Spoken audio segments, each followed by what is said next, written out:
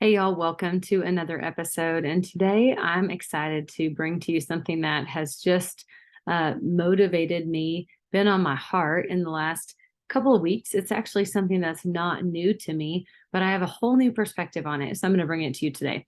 And it is the idea of what is the value of something? Okay, so we do a lot, don't we, as just humans of assigning value? Like we have that this is valuable or that is valuable. I might think that a T-bone is more valuable than chicken fried steak. I might think that a filet mignon is more valuable than a hamburger.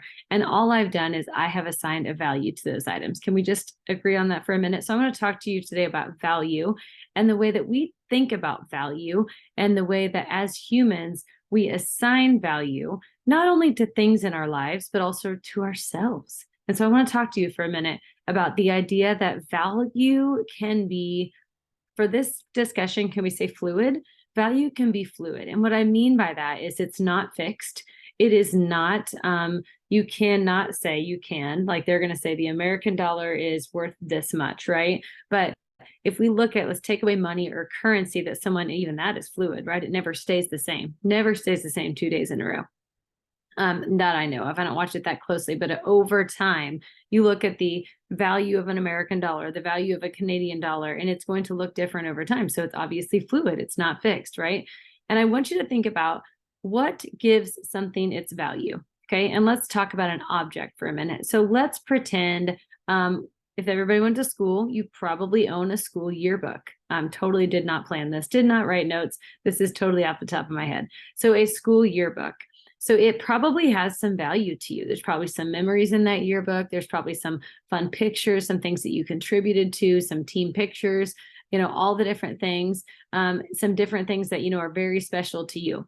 What happens when someone picks up that yearbook that does not know you, that is not related to you, that has no connection to you? If they pick up the yearbook, does it hold any value to them?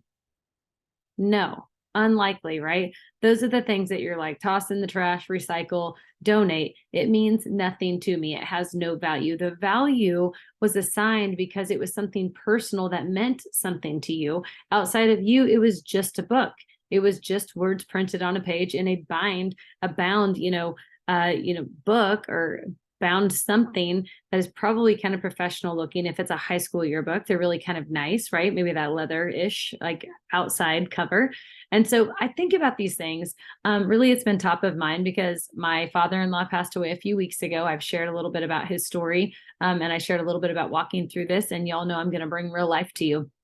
I shared about a few episodes ago, and we have been tasked with the job of going through things and sorting through, all the things, boxes, totes, drawers, cabinets, all the things. And what I find very interesting is I've told my husband several times, this had to have been valuable to him or he would not have hung on to it. And these are things that, aside from, I'm trying to not sound very superficial here or that I don't care, because I love this man deeply. I met him when I was 16. I've known him for more years. I've known him than I have not known him in my 43 years. Okay. And so, but when you look at something, you think this must have been valuable to them at one time, enough that they would tuck it away. They would put it in a box. They would keep it organized. And then you look at it and it holds no value for you. And it quickly goes in the trash bin or the recycle bin or the to give away bin. And it makes me think, number one, I'm already asking my husband, what are we going to do for our kids and what are we going to not do for our kids? Like, how much of this do we want our kids to be doing once we are gone? How many things are we going to hang on to that they would look at and say, Mom, Dad, why did you hang on to this? This has no value. And I think that value is such a fluid term and it's all in the eye of the beholder. It's based on your perception. So let me just give you an example. Letters written to my father-in-law from people he knew in high school. Now, we don't know these people. I don't even know their relatives. That might have some value maybe to his sister, my husband's aunt. But outside of that, no one's even connected to anyone except for, and when you read them, it really feels kind of personal. It feels like you're snooping in somebody's stuff and you're part of a conversation that you were never invited to be a part of. So those don't hold any value to us who are going through boxes. And I say that not trying to seem like I have no heart. It just doesn't. There is no value. And this is an emotional process to go through things.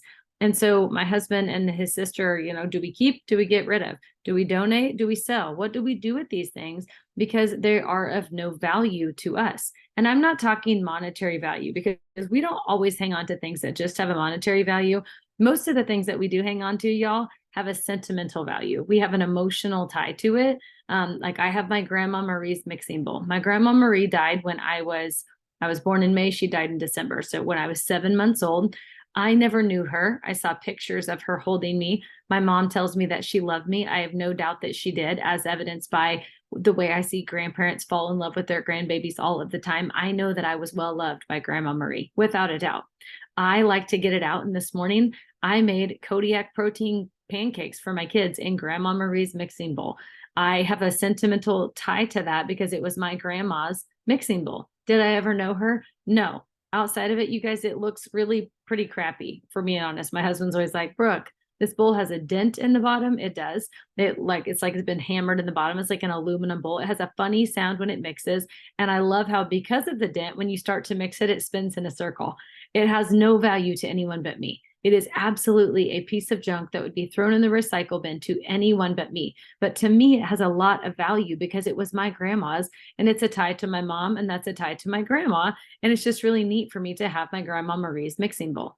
So the value is fluid. To me, it's valuable. To you, it might be trash. To someone at the metal place, maybe it's worth a few cents. And maybe that's where they would assign value, that this amount, this weight of aluminum or whatever it is, could be worth this. I don't really know, but I'm here to tell you that I believe that value is in the eye of the beholder. And sometimes it is fluid. It is based on our perception, what we perceive. I perceive my grandma's dented mixing bowl to be very valuable. You might perceive it as trash. And quite honestly, if I'm looking at it without the emotional ties, it does look like a dented kind of piece of trash that you'd be like, oh, I should just get a new one of those. Walmart doesn't cost, they don't charge very much for those. So, but I want to share with you the definition of the word value, and I want to go somewhere else real quick before we're done. Okay, so in Webster's 1828, which is where I get all of my definitions, y'all know that. I get my definitions not from Google, not where they decide like on, I don't know, Tuesday, September 26th, that they, want to change this conveniently for who knows what reason. I'm not going to get into that here. And so all of a sudden the definition has changed in all the things that you can find. No, I'm looking for Old English rooted in the truth. A lot of times they are based in, have some scriptural references, the actual meaning of the words. Side note, did you know that sometimes we look up words that we use today and they didn't exist in 1828 because we invent language? I want to talk about that in another podcast later. Okay, so value. What is it in 1828? Its worth, that property or those properties of a thing which render it useful or estimable. That's a word, apparently. The degree of that property or such properties. Says the real value of a thing is its utility, its power or capacity of procuring or producing good. Isn't that fun? Don't we often assign a value to humans if they're doing a lot and they're producing a lot of good, and we think that they're giving back to society? We think that they're very important and they're very valuable. And if they're absolute, I'm just going to use some words from the ER, and I'm going to use some human words here. If they're absolute, like, suckers on society, and they're leeches and they're mooches and they're not contributing and they're living off the system, we will often say they are worth nothing. Isn't that interesting, right? That even clear back, it says the value of a thing is its power or capacity of procuring or producing good. What I love about here is it doesn't say you have to produce good to be powerful or to be valuable. It says the power or capacity of producing good. Everyone's capable of that, which means that we all hold value, right? Which may be where I'm going with this podcast. Okay, one more thing as we talk about value before we take it back to you, me, humans, the people that we know.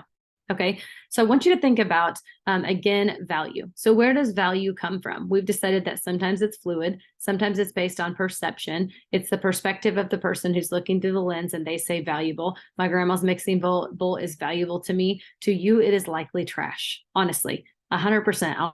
I'll put a picture of it in the show notes. So go to brookeknits.com and find it in the show notes. To you, the bowl is probably trash. And I'm not offended by that, but it has value to me. So I've assigned a value to it. Okay. This kind of makes me think about the podcast that everything is neutral until you assign a meaning to it. We assign meaning to things, which also indicate that we give them value. Okay. So I want you to think about for a minute, Everybody knows, I think, no matter what country you're in, I think it's a pretty well-known thing that when the president of the United States travels, the vessel that he is in, and I say vessel because it could be an airplane, it could be a helicopter, it could be a ship, it could be a submarine, it could be a car, whatever vessel that he is traveling in is Air Force One. Now, when I was a kid, I thought that Air Force One was the name of a plane and the president always flew in that plane. Then my career as a nurse took me to helicopter nursing, flight nursing, pre-hospital medicine. And the pilots that I worked with were almost all of them exclusively military trained. And they taught me that Air Force One is the name of whatever vessel that the president is riding in, is being transported in. So no matter what vehicle, vessel, whatever it is, whether it's a helicopter, a submarine, a car, an airplane, whatever it is, that is Air Force One. Okay. So tell me, if Air Force One is not just one plane, and Air Force One changes from a tank to a submarine to a bus to a car to an airplane to a helicopter to a boat, where is the value? Is the value in the boat? Because when the president is not on the boat is not Air Force One. It goes back to being just a regular old, ship from the Navy. When the car is not transporting the president, it goes back to being regular old black limousine parked in the parking garage. When the airplane is not transporting the president, it goes back to being just plain old airplane, probably still a pretty good one, but plain old airplane parked in whatever hangar at whatever, base or whatever, airfield. So where is the value? If the value changes based on the transportation choice, where is the value? The common denominator is the president. So can we decide for a moment, can we use this as an example? I'm not saying that American politics have it all right, not in the least, okay? Not in the least, but can we look at this and use it as an example and say that the value is not based on the outside, right? It's not based on the container. It is not the container of the tank. It is not the container of the airplane. It's not the container of the boat or of the car, but rather what is inside of the container, what is inside of the vessel. And then we go back to Webster's 1828 that says that value says worth. The real value of a thing is its utility, right? What it can be used for, right? Its power or capacity of procuring or producing good. So does it say this person is doing good? No. Does this say that this person is procuring good? No. It says that this person is capable of doing good based on what is inside of them. So the value is inside of us, like the value of Air Force One is inside of the vessel. The value comes from within, right? So if our value comes from within, who's valuable and who's not? Let's go there for a minute. Who's valuable and who's not? Because don't we as humans love to say, they deserve it, they don't deserve it. They, get into the club, they don't get into the club. They get the dinner invite and they don't get the dinner invite. They deserve to be, canceled on social media or on blast. Isn't that a thing? Like on blast, or they deserve, like they didn't mean to say that, so that we shouldn't put them on blast, right? So don't we love to play judge, play jury, and do a lot of assigning guilt and things when it's none of our business? What if the value of every single human is the same? Because we've all been given 100% the same beautiful, not the same, like identical, but we all have a soul that was created by our creator that is within us, and our value inherently lies within us, right? Isn't that cool to think about for a minute? The moment that you think that you are not worthy, that is because the world has told you that you are not worthy. Just like someone thinks that my grandma's mixing bowl is absolute trash, but I think it's the most valuable bowl in the entire world, and I use it every time it's clean because I like it, and it makes the best sound when I spin stuff on the counter. It really, really, really does. It's just a different material, and it's my favorite thing. It has a lot of value to me. You have a lot of value to someone. Does it matter if the rest of the world doesn't see your worth? Does it matter if the rest of the world doesn't see your value? Does it matter if they know what good that you are capable of producing? No. It matters that you know what good that you're capable of. You know what good you are capable of producing. It matters that you know what your worth is, that you know your value. And I know you're valuable because God wouldn't have made you if you aren't. He picked you to be here at this time in history to fulfill a special purpose for this generation. And you have an assignment that is unique to only you, that only you can do in the way that you can do it. You have value and you have purpose. And if you didn't, you wouldn't have woke up today, my friends. I'm 100% sure that I'm right about this answer. If you have a pulse, you have a purpose. If you have a purpose, you have a value, because we are not going to use insignificant, non-valuable people to go and fulfill God's purpose for this time in history. We're not. He's not. He's not. So let's go back to value. We're looking through a lot of things, a lot of possessions, a lot of things that he owned. And to him, they were extremely valuable. And to us, they're not very valuable. Not all the things. Some things you're like, oh, that's really cool. Want to hang on to that. In fact, to quote my husband, he said, man, what my dad kept was ridiculous and awesome. He's like, he kept everything.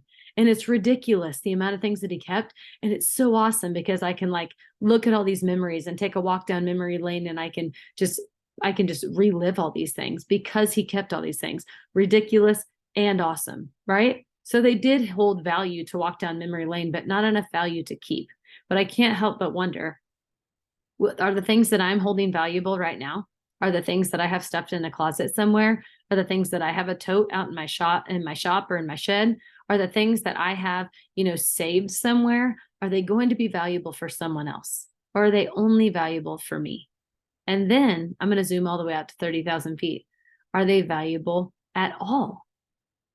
What am I keeping them for? What do you want the things that you're possessing to do for you? That's what I'm going to start asking myself as I go through my house. We just moved. I feel like we purged a ton of things. And I said, I want everything in our house to be things that we use, right? Everything we have, we use, and everything we use, we have. Otherwise, you have closets and drawers and cabinets full of things that you never use. So why have those things, right? But does everything that I have, does it have a value? And is it something that is valuable to me? Or are there things that I can let go of? And what do I want my kids to be sorting through someday when it's my time to be gone from this planet? Because the only thing that I'm taking with me, I just posted this today on social media, the only thing that I'm taking with me when I leave this earth and I go to heaven are the people that I have introduced into heaven, those people that I've shared the gospel with and that the Lord has changed their heart. Those are the only people those only things that are going to go with me to heaven. And I'm going to get to see them someday and be like, hey, how are you? I think. So let's talk about value for a moment.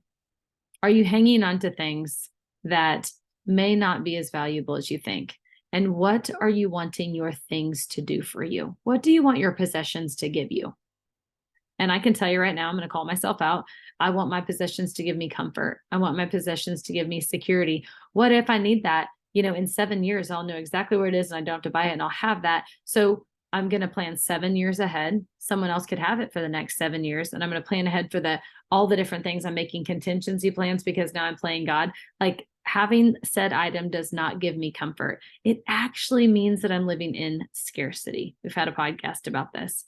I think anybody, myself included, that owns a tote that stores things or has a storage unit, the great American dream, get all the junk, fill up your garage, go rent a storage unit because we can't even fit it in. There's 2 episodes on scarcity back to back that talk about this. Like we're all living in scarcity. Okay. So I'm challenging you this week. Number 1, what is valuable? I know what is valuable. What is valuable to me is my relationship in Jesus Christ, that my soul belongs to him. I'm adopted into his family. He has pardoned me. He has given me his rap sheet in exchange for mine. I don't deserve it. And I'm going to get a ticket into heaven someday because of it. That is valuable to me. Outside of that, not a whole lot. Do I love my family? Are they valuable to me? Yes. Are they as valuable to me as my relationship with Jesus? No. Do they come absolutely second to that? 100%. My spouse and then my kids. Yes. But what is valuable to me is my relationship with Jesus Christ. So what about all the other things that I have in my home, in my closets, in my drawers, in my storage shed, in my garage, in my glove compartment, in my cubby, in my car, all the things that you have stuck all of the places? What are you keeping those things for? Are they valuable? Do they hold value? And what do you want them to provide for you? For me, it has been a bit of security and comfort. And I'm like, forecasting the future. So I have all the things that I need, as if my Lord and Savior will not provide exactly what I need, which is what he's promised time and time and time again in his word. Okay, my friends, I feel like I've been all over the place today talking about sorting through things, possessions, things that one possesses. What is value, right? Is it assigned? Is it fluid? Is it always the same? Is it a matter of the lens that you're looking through, right? It's in the eye of the beholder, right? And then do you have value? Do you have intrinsic value just because you're here? And then knowing what you know now about things and possessions and value overall, what are you going to do different? Are you going to do a little bit of closet clean out? You going to go clean out your glove compartment box? Are you going to clean out that junk drawer in your kitchen? What deserves a second look right now? What deserves a first look? What deserves a nice little clean out and purge? What if you only held on to things that were valuable? What if you let everything else go and let the Lord be in charge? What might happen? I'm going to leave you with all, I'm going to get my words out. I'm going to leave you with that, my friends. And I pray that this episode blesses you. And just know that it's not the vessel, it's not this Eve suit that makes you valuable. It's what's in here that makes you valuable. And no one can steal your soul, right? If you give it to Jesus Christ. Once you give it to him and you say, Lord Jesus, I know that you have died for my sins. I invite you to come into my heart, and I invite you to be my Lord and Savior. I know that you died for me on the cross. I know that you rose from the dead. And I know that I could do nothing without you. When you've made that commitment, the enemy's going to try, but he cannot steal your soul. He can attempt to shut down your ministry. He can attempt to make you ineffective. He can attempt to make you live like a hoarder and hang on to all these things to seek earthly comfort when he's the only source of comfort. But your soul will no longer be for sale, my friends, once you give it to Jesus. Okay, I'm all over the place, but here's what I find valuable. I find valuable that I have a relationship, a personal relationship with Jesus Christ. I want you guys to take a look around you and evaluate where you are on value. Value. What is valuable? Are you valuable? What are you wanting the things that you believe possess value to do for you or give to you? I want you to be real honest about that this week and share with me. Have a beautiful, beautiful week, my friends. God bless. Mwah.